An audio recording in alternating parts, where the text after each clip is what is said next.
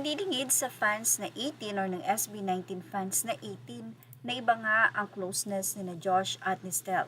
At nitong mga nagdaang araw ay marami ang natutuwa sa dalawa dahil kitang-kita mo yung pagiging magaang nila sa isa't isa at ang pagiging close talaga nila. Bakit nga ba? Anyway, mas interesting kasi ang pinagmula nila Josh Cullen at Stel Ahero kaysa sa simpleng nagkakilala lang sila. Kasi nagsimula talaga ito sa iisang passions, ang kanilang mga pangarap.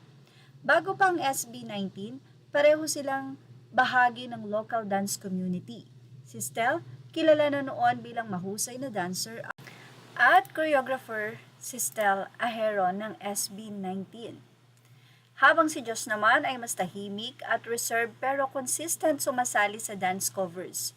Doon sila unang nagtagpo sa iisang dance group, cover group na gumagawa ng K-pop performances. Sa simula, hindi agad best friends ang dynamic nila. Magkaiba sila ng personality. Si Stel palabiro, expressive, at very confident sa performance. Habang si Josh naman tahimik, observant, medyo introverted. Pero dahil lagi silang magkasama sa rehearsals, performances at pagjojokan ng grupo, unti-unti silang nag-click. Si Stel ang madalas mag-initiate ng bonding, habang si Josh naman ang nagiging steady at loyal na kasama.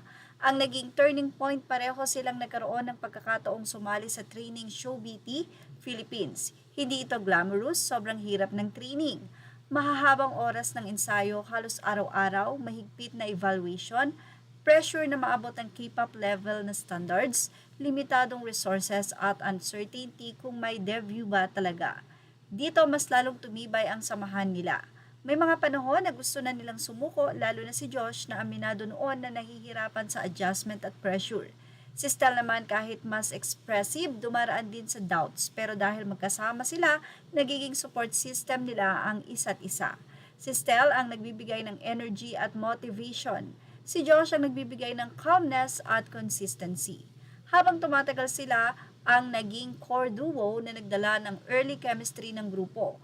Nang dumating na sina Pablo, Sejun, Ken, Philip at Justin SB19 na, mas madali nang nabuo ang teamwork dahil may existing bond na.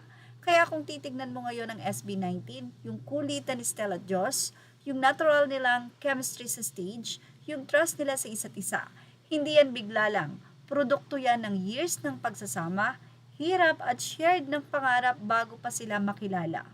Kaya naman sobra talaga ang sweetness nila Stel at ni Josh dahil na rin sa matindi at hirap na pinagdaanan nilang magkasamang dalawa bago pa nabuo ang SB19. At yan ang ating Showbiz Now update. Images are all credit to the rightful owners. Thank you for watching Showbiz Now.